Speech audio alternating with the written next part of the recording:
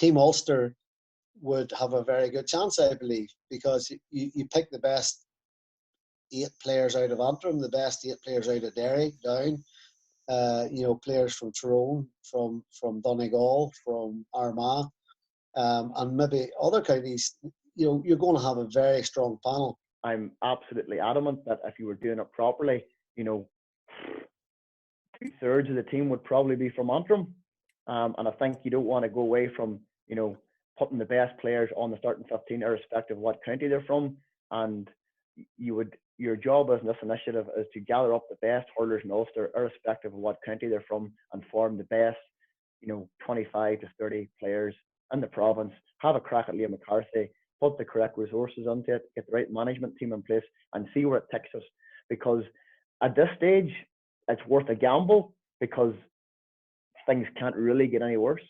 Do you think if those sort of lads were added to an already strong Antrim team, say maybe 1/3 of the team, do you think it would take Antrim up to that highest level? Okay, it would. Antrim's a good side, but you bring a Chrissy McKaigue, you bring a Donegal, you bring Brendan Rodgers, Declan Coulter, you bring Conor McNally, Dermot Begley, you go to Armagh, you've had the likes of Ryan Gaffney, Nathan Curry, so that's just the lads I know I played against.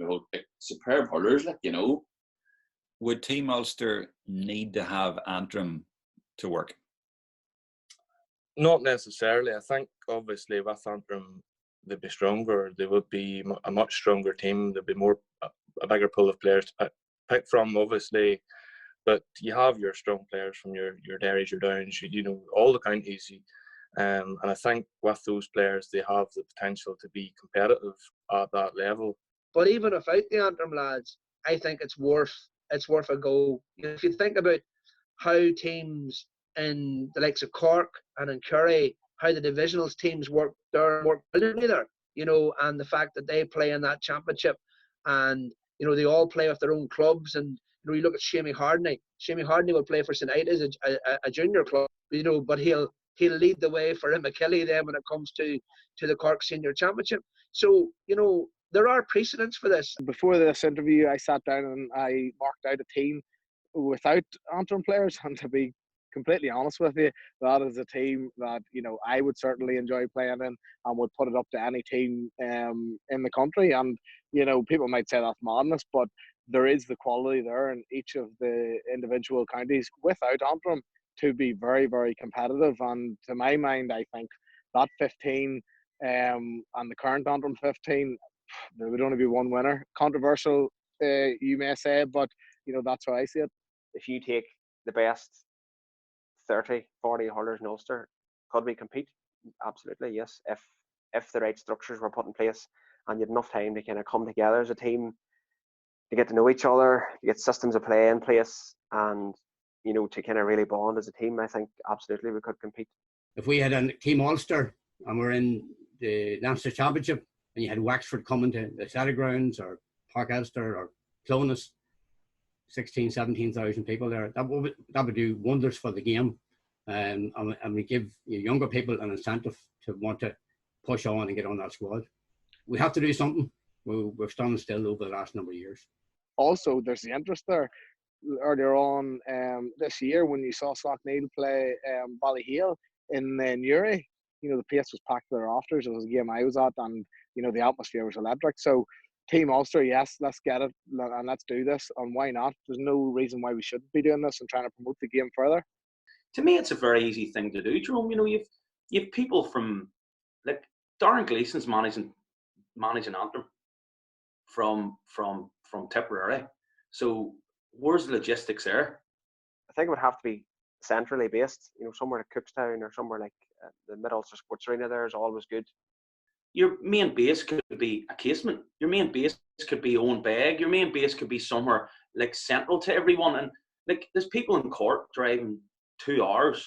Mickey McShane did an absolutely brilliant job this year. I know in the last number of years with Slaughtneil, and have shown what he could do. What could that man do if he was able to kind of mould a team of hurlers right across Ulster into a team? What a challenge for him! What a challenge for the players, and what an opportunity for the game up here. Shane McGuigan, for an example, has shown in the last few months that he can compete with the very best. He marked TJ Reid in the All-Ireland Club semi-final. He held him to 1 point from play. He more than held his own, I would say, actually won that battle.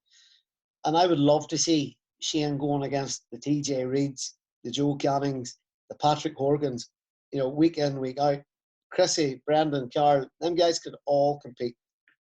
Not only would it give people an opportunity to play at the top level of hurling, but it would maybe do more for the people coming behind us. I mean, if I was a kid now at 12, 13 and, I was talented at hurling and football in Ulster, you'd be very tempted to leave the hurling aside because there's no real pathway for elite inter-county hurling in Ulster.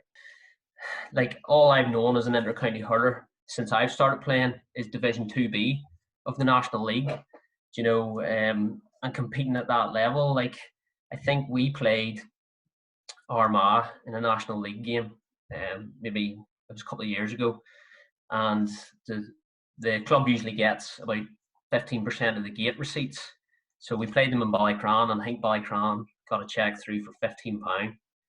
Like, so that tells you how many people are coming to watch them sort of games. So, as a player, the allure of playing on the big stage, of playing in the Liam McCarthy Cup, playing against the Corks, the Kilkennys, Galways, in front of 10, 20, 30,000 people in Nolan Park, Thurles, Croke Park, I don't think that would not appeal to any player currently.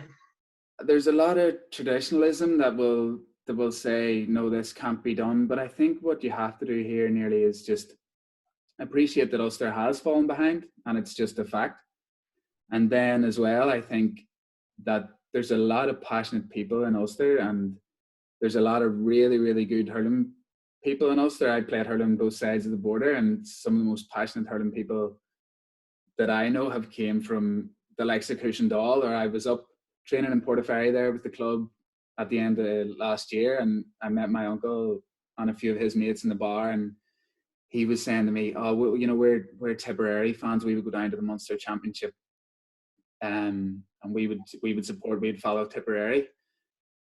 Why not let him support Team Ulster? You know what I mean? Why not let him turn and support where he's from? Do you know what I mean? And travel up to Belfast or travel over to Omagh or something like that, rather than traveling down to Thurles of a Sunday in July. Do you know what I mean? Now, I know you're probably going to face the backlash of, either a get together or a whatever.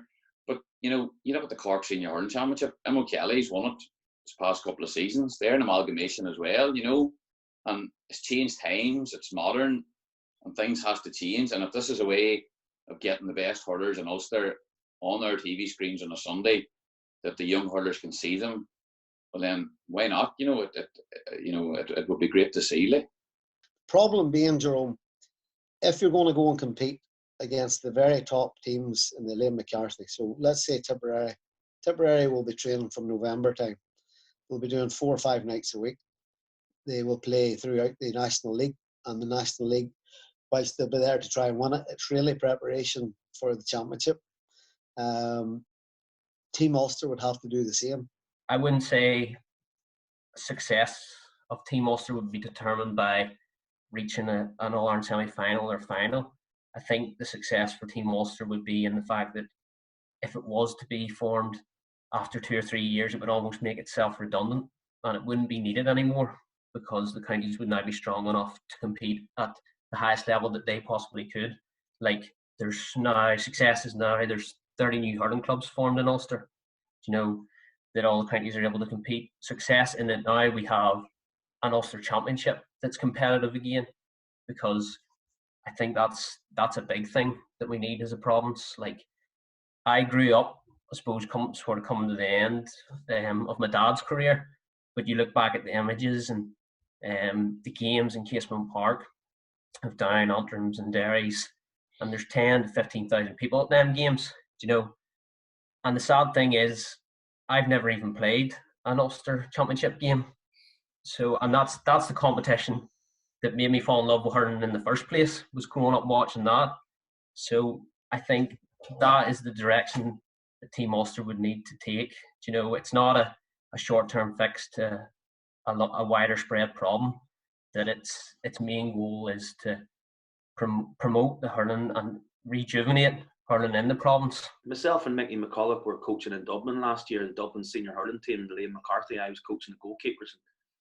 Again, it sort of clicked with me one day. There was wee lads standing and they're waiting for the Dublin team to come in.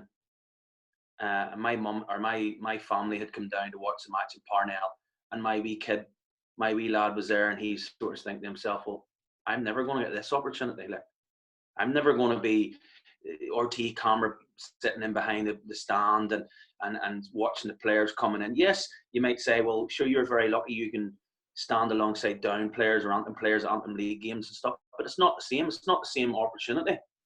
That's my main thing behind it, is the people of Ulster, the kids. You know, if you take it, Jerome, right? A kid that's 12 in Cork and a kid that's 12 in either Bredagh, Ballygalget, anywhere, is all playing at different levels, just like Cork. You could get a kid in Cork whose club is barely struggling to play Junior C. Like in Cork, there's maybe 10 or 12 leagues. They still have that opportunity to get to Croke Park on the big day. Look, I think there's a lot of things that would have to be looked at for this to happen, a wide range of things. But I do think there is room within the fixtures, the calendar, that they could condense, you know, competitions like the National League, McDonagh Cup, things like that there, and leave room for a Team Ulster to maybe train together as a whole with your Antrims. Unfortunately, we play a lot of hurling at the moment in the winter. We don't play summer hurling in the county level. We end at the first week of June or second week of June. So we play winter hurling, and that's a different game. So we need to be playing summer hurling. So I think it only has benefits. I know there is people say, how do we slot it in? But we can do all those things. It's all possible if there's a will. I've been pretty consistent in my opinion that the tiered championships hasn't done anything for hurling at all, and I think they'll do absolutely nothing for football. It's only creating a pathway of elitism, and it's only making your sporting career more about luck in terms of where you were born. I mean, sport should not be about that, and I'm pretty adamant that the GAA Association wasn't set up to reward that either. So we need to be very, very careful as an association the way we're going about things, because just because you're from Kilkenny and Cork, Mayo, Tyrone, Donegal, Dublin, the list goes on, hurling or football, just because you're from counties that have been traditionally successful and that are bigger in population, should not warrant you to have that much of a better chance to play the top level. That all together, and it building for years and bringing the youth, you know, your under 21s, your minors through a path. Look, there has to be a clear pathway of the best minors, under 21s coming through. That what's to say 5, 6, 7, 8 years you wouldn't have a really, really, really good Team Ulster, but it does have to start somewhere. You know, you're not going to start at the top level, but it has to start somewhere. And you know, why not? You know, why not give it a go and see? But it has to be done properly. It can't be a gimmick. You know, I'm a proud hurling person, and I wouldn't want to be doing something just to say, "Oh, I've got a free Ulster jersey, and you know, we'll get away for a weekend." You know, it would have to be done properly. Like, you know, the reality is this: if we don't give kids their own heroes to emulate, well, then we're always destined to be kicking around the second tier or the third tier of hurling. And I think, you know, hurling will always survive in Ulster. No doubt about that. There'll always be people that will keep the light burning and will keep the flame alive and all of that. But actually, and I said this to Mickey McCulloch today, are we really just interested in subsistence hurling? You know, so if you go to Africa, people live day to day. Hurling survives in Ulster at times, day to day. Is that all that we're aiming to be? Or surely we should be aiming to be something a wee bit better? There's a way to do it. It needs a bit of, you know, out of the box thinking, but why not? You know, this is the time in this, you know, unprecedented times to bring in unprecedented change to make sure that hurling is put number one priority for the GAA and Ulster, forgetting about all of the other issues that are going on, should be the promotion of hurling. And that's something that I'm passionate about and would like to see pushed on.